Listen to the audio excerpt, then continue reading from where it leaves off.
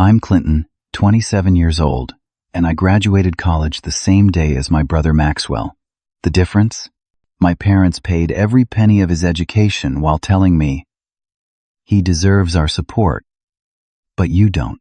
For 6 years, I worked multiple jobs, took out loans, and built something from nothing, while Maxwell enjoyed the college experience my parents funded.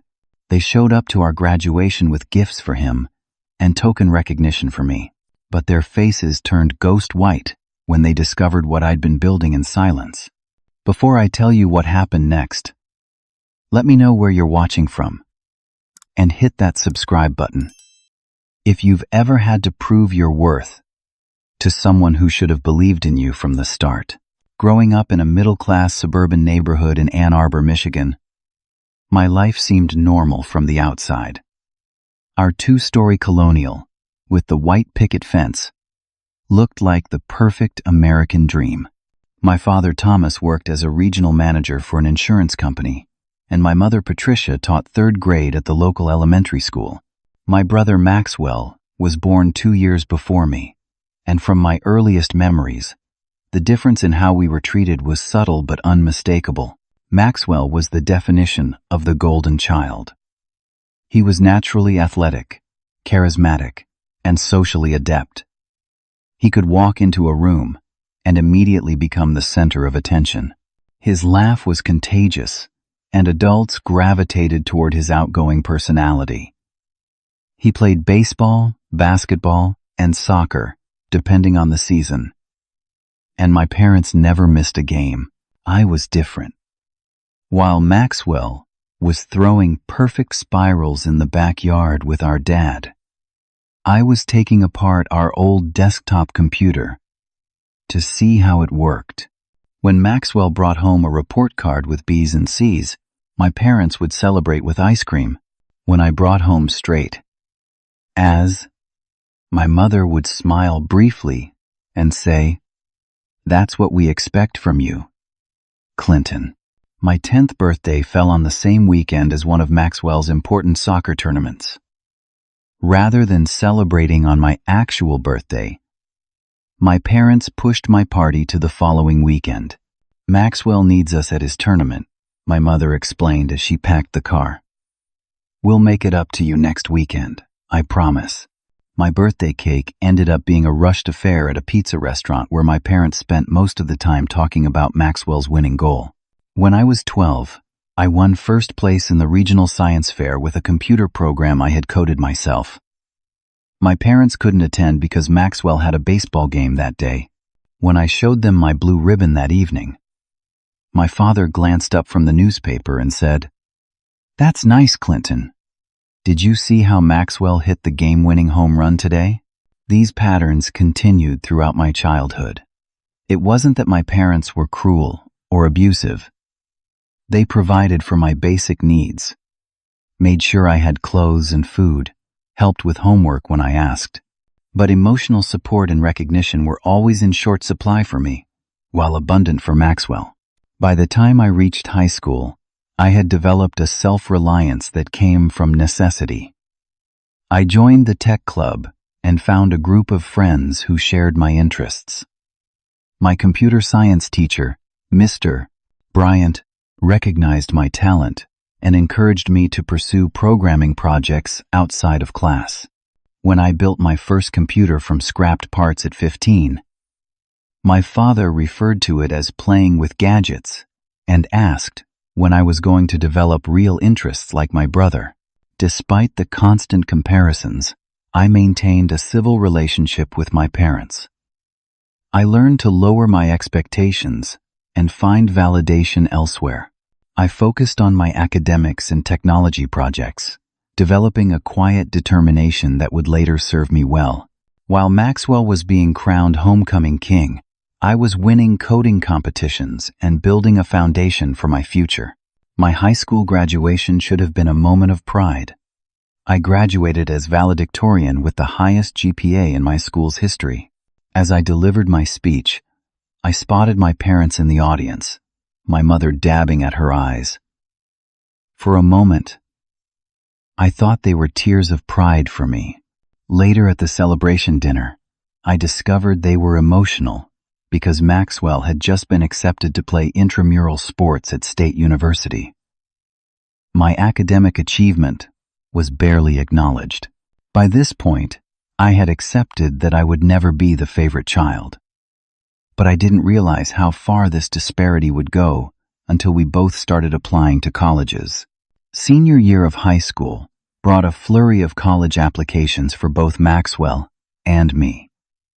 Despite his average grades, Maxwell applied to several state schools with decent sports programs. I aimed higher, applying to top-tier universities with strong computer science departments. When the acceptance letters started arriving in spring, both of us had multiple options. Maxwell was accepted to State University, a respectable school about 3 hours from our hometown. My parents hosted a celebration dinner, complete with balloons in the university colors and a custom cake with the school mascot. My father made a toast about how proud he was that his son would be attending his alma mater. That same week, I received my acceptance to the same university, along with a merit scholarship covering 40% of the tuition. While not my first choice, State University had an excellent computer science program, and the partial scholarship made it financially attractive. When I showed my acceptance letter to my parents, my mother said, "That's nice, dear," before returning to planning Maxwell's graduation party. 2 weeks before high school graduation, my parents called both of us into the living room for what they called an important family discussion about college finances. I assumed they would outline how they planned to support both of us through college, perhaps with some adjustments given that we would be attending simultaneously. "Boys, we've been saving for your education since you were born," my father began, sitting on the edge of the recliner he always claimed as his territory. "We've been careful with our money to make sure we could support your college dreams." I nodded, already calculating in my head how my scholarship would complement whatever support they were planning to provide. "Maxwell," my father continued, "we're going to cover your full tuition, room and board, meal plan, books, and we've budgeted for a monthly allowance, so you don't have to work during school." Maxwell grinned, leaning back on the couch. "Thanks, Dad. That's awesome." My father then turned to me, his expression shifting slightly. "Clinton, we've thought a lot about your situation." Something in his tone made my stomach drop. "With your scholarship and your abilities," he continued, "we've decided that you can handle your own educational expenses." The room seemed to tilt slightly. "What do you mean?" I asked. Certain I had misunderstood, my mother jumped in, her voice carrying that forced brightness she used when delivering unwelcome news. "What your father is saying is that we won't be contributing to your college expenses. We believe you can figure it out on your own. You're so smart with money and schoolwork. Maxwell needs our support more than you do." I looked between them, waiting for the punchline. "You're paying 100% for Maxwell and 0% for me? Even though I got a scholarship? And he didn't? He deserved it." "But you didn't," my father stated flatly. "Maxwell has always needed extra support to succeed. You've always found a way on your own. We're just continuing that pattern." The injustice burned in my chest. So I'm being punished for being self-sufficient? For getting good grades and a scholarship? "Don't be dramatic, Clinton," my mother sighed. "We're not punishing you. We're acknowledging that you don't need our help the way Maxwell does. You should be proud that we have such confidence in you." I left that conversation in a daze of disbelief and hurt. Locked in my bedroom, I alternated between crying and raging at the unfairness. For a brief moment, I considered rejecting State University entirely and going to a different school, far away from my family and their blatant favoritism. But pragmatism eventually won out. I had a partial scholarship to a good program. Starting over with applications would set me back a year. and running away wouldn't prove anything to my parents or myself. The next day, I began researching every possible financial aid option. I spent hours in the school counselor's office, exploring federal loans, work-study programs, additional scholarships, and part-time job opportunities. The counselor, Mrs. Rodriguez, seemed concerned as I explained my situation. "Your parents aren't contributing anything?" she asked, frowning. "Have you completed the FAFSA? Their income will still be considered in determining your aid eligibility." That was another blow. Because my parents earned too much, I wouldn't qualify for need-based aid, even though they weren't contributing a dime to my education. I would be competing for limited merit-based scholarships and taking on significant loans. I decided to attend State University despite everything. I found the cheapest possible off-campus housing, a rundown 4-bedroom house that I would share with 3 other students. The rent would be a quarter of what Maxwell's dorm would cost, and I could stay there year-round instead of finding temporary housing during breaks. When I calculated my budget, the numbers were daunting. Even with my scholarship, I would need to cover 60% of tuition, plus books, housing, food, transportation, and personal expenses. The total came to nearly $20,000 per year. During the first week of college, while Maxwell was attending fraternity rush events, I was applying for jobs. I secured a position at a campus tech store during the day and another shelving books at the library in the evenings. Between the 2 jobs, I would work 30 hours a week while taking a full course load. My schedule quickly became brutal. I would wake up at 6 to study before my 8 o'clock classes. After classes ended at 2, I would work at the tech store until 7, grab a quick dinner, and then work at the library from 8 to midnight. I would return to my shared house exhausted, often falling asleep with my textbooks still open on my bed. When Thanksgiving break came around, I drove back home in my 15-year-old Honda Civic that constantly threatened to break down. The contrast between my college experience and Maxwell's became painfully clear during dinner. Maxwell joined the Phi Delta Theta fraternity, my mother announced proudly. He's already been elected social chair. The parties are insane, Maxwell added, piling more mashed potatoes onto his plate. College is awesome. And how are your classes going? My father asked him. Maxwell shrugged. They're okay. Gen Ed stuff is pretty boring, but I'm passing. When they finally turned to me, my mother asked, How about you, Clinton? Are you enjoying your classes? I considered telling them about working while sick with the flu, about the customer who had screamed at me over a return policy, about falling asleep during an important lecture because I had worked a double shift the day before. Instead, I simply said, the computer science program is excellent. I'm learning a lot. Before I could elaborate, Maxwell interrupted with news about his intramural basketball team, and the conversation moved on. After dinner, Maxwell showed me his new car, a graduation present from our parents that they hadn't mentioned to me. It was parked next to my Civic, which had a cracked windshield I couldn't afford to fix. That night, lying in my childhood bedroom, I made a decision. I would never complain about my situation to my parents.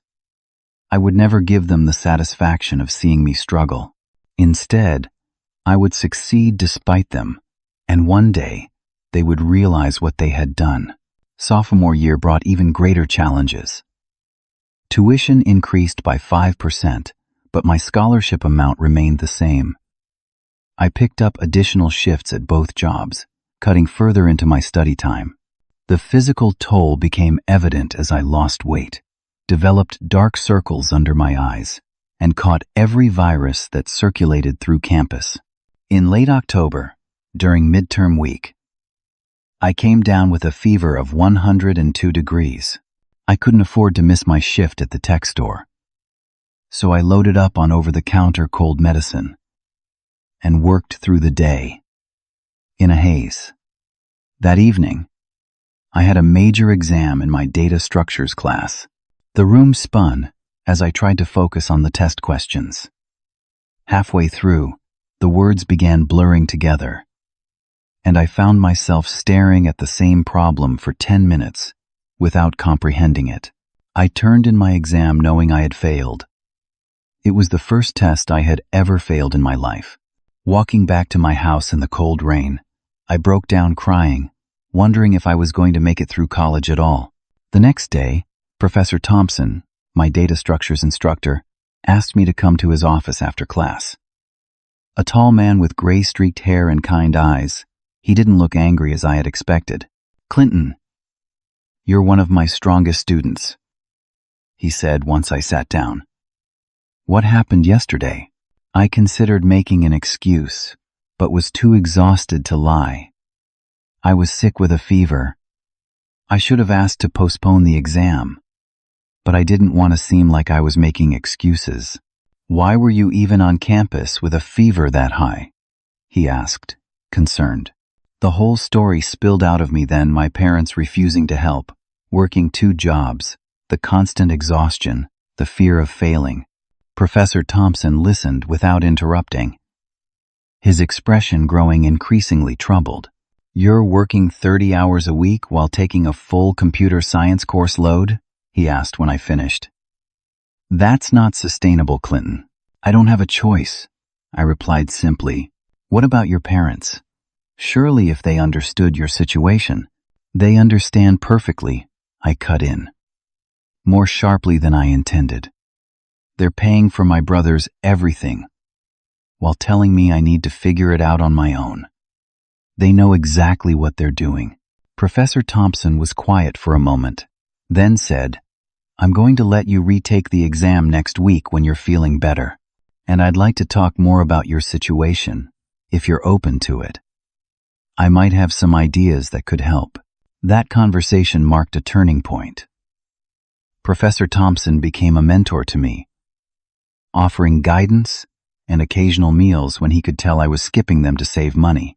Meanwhile, Maxwell was living the stereotypical college experience. He had a fully furnished apartment paid for by our parents, complete with a big screen TV and the latest gaming system. His refrigerator was always stocked, his car always had gas, and his weekends were free for parties and road trips with friends. When I occasionally visited his apartment, the contrast with my living situation was stark. My room in the shared house had a mattress on the floor, a desk I had found by a dumpster, and a single lamp. I owned 2 sets of sheets and towels, did laundry only when absolutely necessary to save money, and ate the cheapest possible meals I could prepare. Despite everything, I didn't resent Maxwell. He hadn't created this situation our parents had. He was simply accepting what they offered, as most people would. Over time, we developed an unspoken understanding. He didn't flaunt his advantages around me, and I didn't burden him with my struggles. As sophomore year progressed, I discovered I had a natural talent for coding. My projects consistently received top marks, and even with my limited time, I found myself helping other students understand complex concepts. Professor Thompson noticed this and encouraged me to explore software development beyond our coursework. "You have a gift for seeing the architecture of systems," he told me after I completed a particularly challenging project. "Have you considered developing applications commercially?" His question sparked an idea. If I could create websites or small applications for local businesses, I might be able to earn more than my hourly jobs paid. I began researching the local market and found that many small businesses in our college town had outdated websites or none at all. Using the computers in the university lab, I taught myself web design and development during lunch breaks and late nights after my library shift. I created a portfolio site and started reaching out to local businesses with affordable proposals for website creation and maintenance. My first client was a family-owned bakery near campus. For $500, I built them a simple but effective website with online ordering capabilities. The owner was so pleased with the results that she referred me to other business owners she knew. By the end of sophomore year, I had developed a small side business creating websites for local shops and restaurants. The income wasn't steady enough to quit my other jobs, but it helped ease my financial burden slightly and built my portfolio. Junior year brought new dynamics. Maxwell changed his major for the third time, extending his expected graduation date by at least a year. My parents increased his allowance without complaint and covered the additional tuition for his extended stay. Meanwhile, I had begun to notice a gap in the market for small service businesses. Many of the business owners I worked with complained about the same problem. Scheduling and managing client appointments was a constant headache. Existing software solutions were either too expensive or too complex for their needs. This realization led to my first serious software project, an affordable, user-friendly scheduling system designed specifically for small service businesses like hair salons, massage therapists, and fitness instructors. I called it TimeSlot and spent every free moment developing it. Professor Thompson introduced me to the university's entrepreneurship program, where I gained valuable insights into business models and marketing strategies. He also connected me with Raphael, another computer science student who shared my vision and became my first employee, working for equity when I couldn't afford to pay him. By the end of junior year, TimeSlot had its first paying customers, 3 local businesses who agreed to try the beta version at a reduced rate. Their feedback was invaluable as we refined the product, and their word-of-mouth recommendations brought more interested businesses our way. The small but steady income from TimeSlot allowed me to reduce my hours at the tech store, giving me slightly more time for development and schoolwork. I still worked at the library, but being able to quit one job felt like an enormous luxury. I even started getting 6 hours of sleep occasionally, a marked improvement from my previous 4 to 5. As senior year approached, I found myself in a surprising position. While still financially stressed and overworked, I had built something with genuine potential. What had started as a desperate attempt to earn extra income was evolving into a real business, and for the first time, I felt a glimmer of hope that my sacrifices might eventually pay off. Senior year began with unexpected momentum.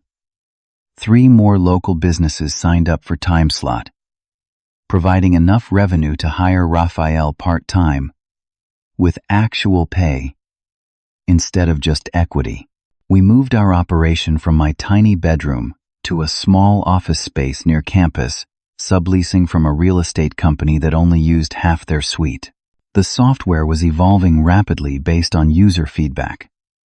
We added features like automated appointment reminders, integrated payment processing, and customizable booking rules. Each new feature made the system more valuable to our clients and allowed us to gradually increase our pricing. Word spread throughout the local business community. A salon owner in the neighboring town reached out after hearing about TimeSlot from one of our clients. Then a veterinary clinic inquired. By November, we had clients in 3 different cities and were receiving inquiries from businesses across the state. Meanwhile, Maxwell was entering his 6th year of college, still unsure about his career path. My parents continued to support him financially without question, funding his apartment, car, and living expenses, despite his mediocre academic performance. During our occasional phone calls, Maxwell seemed increasingly dissatisfied despite having everything handed to him. "I just don't know what I want to do with my life," he complained during one call. "Dad keeps pushing me toward insurance or sales, but that sounds so boring." I bit back the observation that he had the luxury of such uncertainty. Instead, I said, "Maybe try some career counseling at the university center.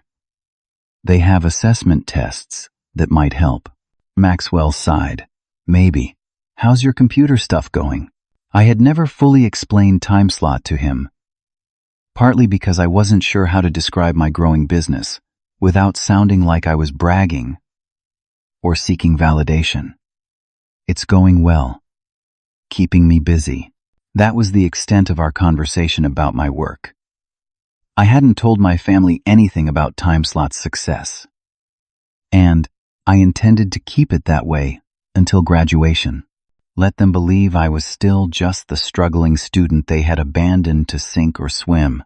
In February of senior year, something unexpected happened. TimeSlot won the regional startup competition, which came with a $10,000 prize and, more importantly, attention from angel investors. The local business journal ran a feature on our company, and suddenly my inbox was flooding with inquiries from both potential customers and interested investors. Marcus Chen, a Silicon Valley investor who specialized in SaaS startups, reached out after reading the article. He flew in to meet with me and Raphael, expressing genuine interest in TimeSlot's potential to scale nationally. "Your approach is different," he said during our meeting in our modest office. "Most scheduling software is either too simplistic for real business needs or requires an IT department to implement. You've found the sweet spot for small to medium businesses." After weeks of due diligence and negotiations, Marcus offered seed funding that would allow us to expand our team and refine the product for national launch. The terms were fair, allowing me to maintain majority ownership while gaining the capital needed for growth. As graduation approached, TimeSlot continued to exceed expectations. A regional hotel chain implemented our system across all their properties for spa and amenity bookings. Their corporate testimonial opened doors to larger clients than we had initially targeted. Then came the moment that changed everything. 2 weeks before graduation, the CEO of Nextech Solutions, a national business software provider, contacted me directly. They had been tracking TimeSlot's growth and were interested in acquiring the company. Their initial offer was 7 figures, plus executive positions for both Raphael and me. The number was so far beyond anything I had imagined that I had to excuse myself to the bathroom during the video call to compose myself. This was life-changing money enough to pay off my student loans many times over and set me up financially for life. After careful consideration and negotiations that improved the terms further, I accepted the offer. The timing couldn't have been more perfect. The acquisition would be finalized and announced the week after graduation. Through all of this, my parents remained completely unaware. I had deliberately kept them in the dark, partly out of pride, and partly because I wanted to see their reaction when they finally learned the truth. Our communication had dwindled to occasional text messages and obligatory holiday calls. They knew I would be graduating alongside Maxwell, who had finally completed his degree requirements after 6 years, but little else about my life. As graduation day approached, I met with Professor Thompson to share the news of the acquisition. "I always knew you would do something remarkable, Clinton," he said, smiling broadly. "But even I didn't anticipate this level of success so quickly. I couldn't have done it without your guidance," I told him sincerely. "No, this was all you," he insisted. "You turned obstacles into opportunities. That's a rare quality." The day before graduation, Raphael and the small TimeSlot team insisted on celebrating with a private dinner. They presented me with a framed copy of our first invoice, mounted alongside the acquisition letter. "From first customer to $1 million exit in less than 2 years," the inscription read. That night, alone in my apartment, I reflected on my journey. Despite my parents' abandonment, despite working until exhaustion, despite the constant financial stress, I had built something valuable. I had proved them wrong in the most definitive way possible. I hadn't pursued success as revenge. It had simply been survival at first. Then, passion for what I was creating. but I couldn't deny that I looked forward to the moment my parents would realize what their less deserving son had accomplished on his own. Graduation morning dawned bright and clear. I woke up in my apartment, the same one I had moved into, when I finally could afford to stop living with roommates 6 months earlier. It was nothing fancy, just a one-bedroom unit close to campus, but it was clean, quiet, and all mine. I made coffee and stood by the window, watching the campus come alive with graduation day activity. Meanwhile, I knew Maxwell was getting ready at our parents' hotel. They had driven in yesterday and taken him shopping for a new suit for the ceremony, followed by a celebratory dinner I hadn't been invited to. That morning, they would help him dress, take photos, and fuss over their firstborn's achievement of finally graduating after 6 years. As I ironed my shirt and polished my shoes, I received a text from Raphael. Team meeting at Westside Cafe in 30. Non-negotiable. I smiled, appreciating the gesture. When I arrived at the cafe, I found the entire time-slot team waiting with coffee and breakfast.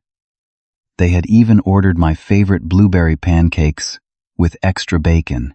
To the most hard-working, determined person I've ever met, Raphael toasted, raising his coffee mug, and the best boss anyone could ask for. I felt a tightness in my throat.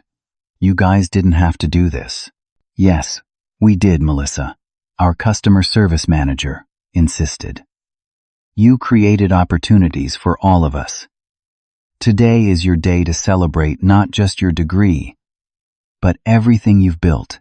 The ceremony was scheduled for 2 o'clock. I arrived early, donned my cap and gown, and found my place in the computer science department section. From my position, I could see the audience filling the university's main quadrangle. I spotted my parents in the 10th row, my mother waving enthusiastically at Maxwell, who was seated with the business administration graduates on the opposite side of the stage. As the ceremony progressed, I felt strangely calm. The university president welcomed everyone, followed by a brief commencement address from an alumnus who had found success in renewable energy.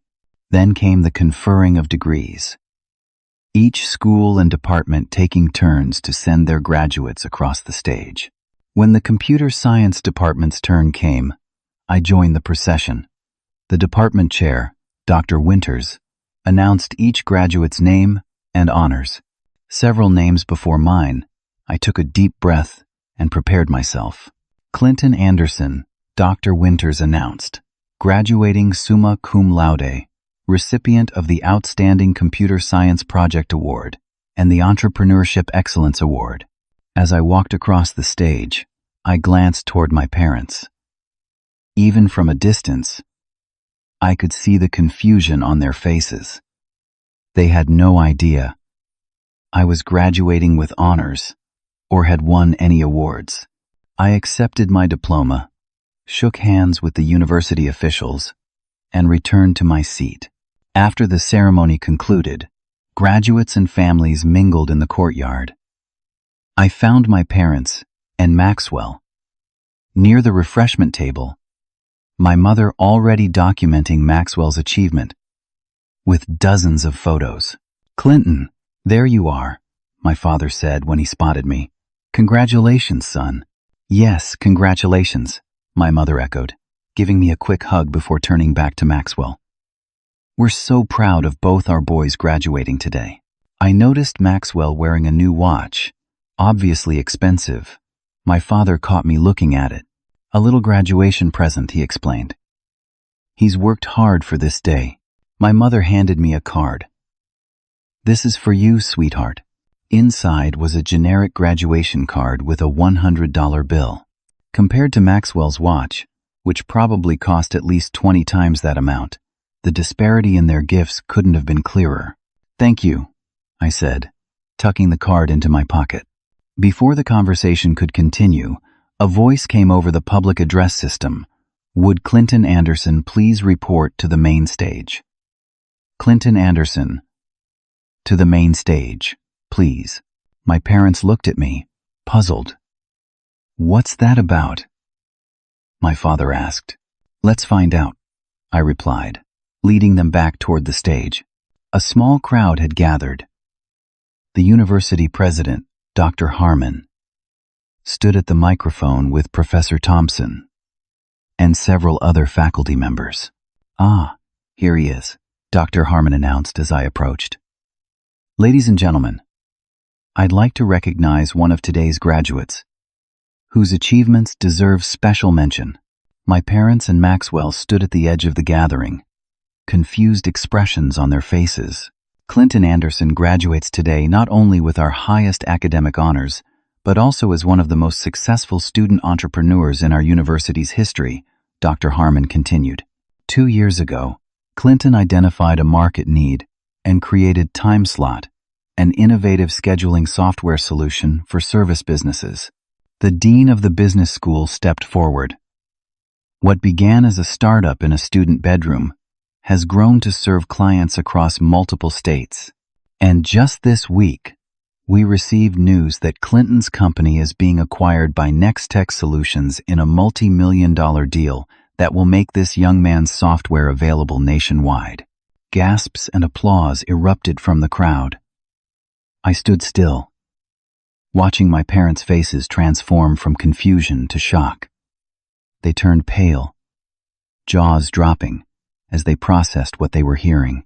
Additionally, Professor Thompson added, "Clinton will be joining Nextech Solutions as a senior executive, leading their small business division and continuing to develop the platform he created."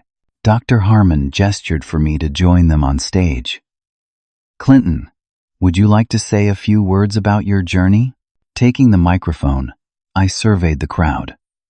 My team stood together near the front, beaming with pride. My parents remained frozen in place, their expressions a mixture of disbelief and dawning realization. "Thank you, Dr. Harmon. My journey at this university has been unconventional but transformative. I'd like to thank Professor Thompson, whose mentorship and guidance were invaluable. And I want to acknowledge my incredible team, who believed in TimeSlot's vision and helped make it a reality." I paused, looking directly at my parents for the first time. Success often comes not from having things handed to you, but from having the determination to create opportunities for yourself. Today, I'm grateful for every challenge that shaped me and every obstacle that made me stronger. I deliberately omitted any mention of my family, a fact that didn't go unnoticed by those who knew me. As I stepped away from the microphone, applause filled the courtyard. Several local reporters approached, asking for interviews and photos. Through it all, I kept my composure, answering questions professionally while aware of my parents hovering at the periphery, trying to process what they had just learned. Maxwell pushed through the crowd to reach me. Unlike our parents, his surprise seemed mixed with genuine admiration. "Dude, why didn't you tell me about any of this?" he asked, eyes wide. "It's been a complicated few years," I replied simply. As the crowd dispersed, I knew the conversation with my parents couldn't be avoided. But for the first time in my life, I wasn't the one seeking their approval. They were the ones seeking my attention, and that reversal of roles was perhaps the most satisfying aspect of the entire day. The graduation reception that followed was surreal. Faculty members, university administrators, and fellow graduates approached to congratulate me. Local business owners who had been early TimeSlot clients came to express their pride in having supported my journey. Throughout it all, my parents hovered uncertainly at the edges of these conversations, clearly unsure of their place in this narrative of success they knew nothing about. Maxwell, to his credit, seemed genuinely impressed rather than jealous. During a brief moment, when we were both getting refreshments, he pulled me aside. "Clinton, what you've done is incredible," he said, shaking his head in amazement. I had no idea you were building something like this while taking classes. How did you even find the time? I didn't have much choice, I replied honestly. Working regular jobs wasn't covering my expenses. This started as just another way to make money. Maxwell's expression turned serious. Look, I know things have been uneven between us. With Mom and Dad, I mean. He lowered his voice. I've always felt trapped by their expectations, you know? They paid for everything, but that meant they controlled everything too. My major, my activities, even who I should hang out with. This was the most authentic conversation we'd had in years. I realized that Maxwell had been trapped in his own way by our parents' preferential treatment. I've been envious of your independence, he admitted. Even though I knew you were struggling financially, you were living on your own terms. Before I could respond, my mother appeared at my elbow, her smile too bright, her voice too cheerful. Clinton, darling, this is all so wonderful. We had no idea you were doing so well with your computer business. She looked around at the continuing celebrations. Why didn't you tell us about any of this? I knew this conversation needed to happen, but not in the middle of the reception. Let's find somewhere quieter to talk, I suggested, leading my parents and Maxwell to a less crowded corner of the reception hall. Once we were seated at a small table, away from the main crowd, my father immediately took control of the conversation, as he always did. Son, this is remarkable news, he said, his business voice in full effect. A multi-million-dollar acquisition right out of college. You know, I've always said that tough love is the best motivator. Clearly, our approach worked wonders for you. My mother nodded enthusiastically. I always knew you would do something special, Clinton. You've always been so independent and resourceful. Their attempt to rewrite history to claim credit for my success after years of neglect sparked a calm anger I hadn't anticipated. Let's be clear, I said, keeping my voice steady. You didn't provide tough love. You abandoned me financially, while fully supporting Maxwell. You told me explicitly that I didn't deserve your support. Now, Clinton, my father began, his tone condescending, we simply recognized that you and Maxwell had different needs. No, I interrupted, something I rarely did with my father. You told me, and I quote, he deserves our support, but you don't. Those were your exact words, Dad. My mother's face flushed. We never meant. You meant exactly what you said, I continued, and I want you both to understand what that decision actually meant for me. Calmly but firmly, I described my college experience. The 30-hour work weeks on top of full-time studies. Working with fevers and illnesses because I couldn't afford to miss a shift. Sleeping 4 hours a night for years. Living on ramen and peanut butter to save every possible penny. The constant stress of knowing one financial emergency could end my education entirely. To my surprise, Maxwell joined in. He's right, Mom and Dad. You gave me everything and him nothing. I watched it happen, and I never said anything. That's on me too. My father's face darkened with anger. You're both being ridiculous. We made the decisions we thought were best for our family. Clinton, look at you now. Clearly our approach worked. You should be thanking us. Thanking you? I repeated, incredulous, but still calm. For what? Exactly. For making me work until I was physically ill? For forcing me to take on loans that I would have been paying off for decades, if not for my company's success? For teaching you self-reliance? My father snapped. For making you the success you are today. I succeeded despite your treatment, not because of it. I replied evenly. What you're seeing today isn't the result of your tough love. It's the result of my refusal to let your lack of faith in me define my future. My mother's eyes filled with tears. Clinton, we've always loved you. Maybe we made mistakes in how we showed it, but we never meant to hurt you. Intentions don't matter as much as actions, I said. For 6 years, you showed me exactly where I stood in this family.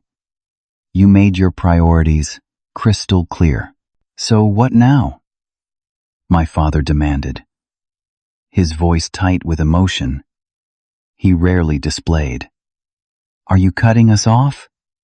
Is this your revenge? This isn't about revenge, I said, surprised to find I actually meant it. This is about honesty and boundaries. I'm not cutting you off, but our relationship will never be what it might have been. Too much has happened. Too many words can't be taken back. Maxwell spoke up again. They need to understand. Clinton, I've enabled this for years, by accepting everything, while watching you get nothing. That stops today. My parents looked between us, suddenly faced with both sons setting boundaries together.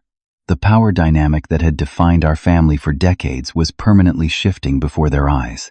We can have a relationship moving forward, I concluded, but it will be on new terms. No more pretending, no more rewriting history, and no more treating me as less deserving than Maxwell. I stood up, emotionally drained, but somehow lighter. I need to get back to my team now. They're the ones who supported me when I needed it most. We can talk more later. As I walked away, I heard my mother call my name, but I didn't turn back. For the first time in my life, I wasn't seeking their approval or acceptance. I had found my own value, and that realization was more liberating than any business success could ever be. 1 month after graduation, I moved to San Francisco to begin my new position at Nextech Solutions. The company provided a relocation package that covered all my expenses, a stark contrast to the financial struggles that had defined the past 4 years. My new apartment in the city was small but modern, with a view of the bay that still took my breath away each morning. The transition from student entrepreneur to corporate executive came with a learning curve, but the skills I'd developed, perseverance, adaptability, and creative problem-solving, served me well. Leading the small business division at Nextech allowed me to continue developing TimeSlot while accessing resources I could only have dreamed of before. Meanwhile, Maxwell had surprised everyone by declining the insurance industry position our father had arranged for him. Instead, he took a job with a nonprofit organization working with underprivileged youth. The salary was modest, but for the first time, he seemed genuinely excited about his work. I'm finally doing something that feels like my choice, he told me during one of our weekly phone calls. Dad's still pushing me to get serious about a career, but I'm not listening anymore. Our relationship as brothers had evolved into something more authentic. Without our parents' favoritism creating a wedge between us, we found common ground and mutual respect. Maxwell even asked for my advice on budgeting and financial management, as he learned to live within his means for the first time. My parents' attempts at reconciliation began predictably. My mother called daily at first, leaving voicemails filled with effusive praise about my amazing accomplishment and how proud she had always been. My father's approach was more strategic, sending congratulatory cards and newspaper clippings about Nextech, as if we were now business associates rather than family. I maintained civil but measured responses. I returned calls once a week rather than daily. I acknowledged their congratulations with simple thank yous. I declined the sudden invitations to family vacations and holiday extravaganzas they had never prioritized, including me in before. 3 months after graduation, they visited San Francisco. ostensibly to see my new life, but transparently curious about my financial situation. Over dinner at a mid-range restaurant, my choice, rather than the upscale venue they had suggested, the conversation inevitably turned to money. "So, Clinton," my father began, after preliminary small talk had been exhausted, "the acquisition must have been quite substantial. Any plans for investments? Real estate, perhaps? I know a fantastic financial advisor who could help you manage your windfall." "I've got my finances handled, Dad," I replied calmly. "But thank you for the suggestion." "Well, you know your mother and I are always here if you need advice," he pressed. "Money management is a serious responsibility, especially when it comes unexpectedly." I took a sip of water, choosing my words carefully. There was nothing unexpected about it. I built a company from nothing, working 80-hour weeks for years. The acquisition was the result of strategic planning and execution, not luck. That ended the financial discussion for the evening. But I knew it wouldn't be the last attempt. In their minds, they were still the knowledgeable parents, and I was still the son who needed guidance, regardless of evidence to the contrary. 6 months after graduation, I launched the Clinton Anderson Scholarship Fund for self-supporting students. The foundation provided financial assistance specifically to students who were working their way through college without family support. Beyond covering tuition gaps, the scholarship included mentorship and networking opportunities that I wished I'd had access to during my own struggles. Professor Thompson agreed to serve on the scholarship committee, helping to identify students with both academic potential and demonstrated grit. When the university announced the new scholarship, they invited me to speak at the inaugural awards ceremony. "Success isn't just about intelligence or opportunity," I told the audience of students, faculty, and community members. "It's about perseverance in the face of obstacles that seem insurmountable." Every student receiving this scholarship has already proven they have that quality in abundance. My parents attended the ceremony, sitting quietly in the back row. They didn't approach afterward, perhaps finally understanding that this was my way of transforming my difficult experience into something positive for others. My own healing process was gradual. At Raphael's suggestion, I started seeing a therapist who specialized in family dynamics and childhood emotional neglect. Those sessions helped me process years of hurt without letting it define my future relationships or self-worth. "What your parents did was unfair," my therapist, Dr. Martinez, observed during one session. "But the resilience you developed as a result has become one of your greatest strengths." "I still don't understand why they treated me that way," I admitted. "Why they saw Maxwell as more deserving of their support. Some parents create narratives about their children early on, and those narratives become self-reinforcing," she explained. "You were cast as the self-sufficient child, so they interpreted everything you did through that lens, regardless of reality." Over time, I developed a new perspective on my relationship with my parents. I stopped seeking explanations or apologies that would likely never come in the form I needed. Instead, I focused on establishing and maintaining clear boundaries while remaining open to whatever authentic connection might be possible. My parents gradually adapted to the new dynamics, though not without occasional testing of boundaries. My mother would sometimes slip into her old patterns, making comments like, "We always knew you were special, Clinton. That's why we pushed you harder than Maxwell." When this happened, I would calmly correct her. "That's not what happened, Mom. Let's not rewrite history." The relationship was amicable but fundamentally changed. We spoke monthly, exchanged holiday and birthday greetings, and maintained the basic framework of family. But the deep trust and emotional intimacy that might have existed in a healthier parent-child relationship remained absent. I had accepted that limitation and no longer felt diminished by it.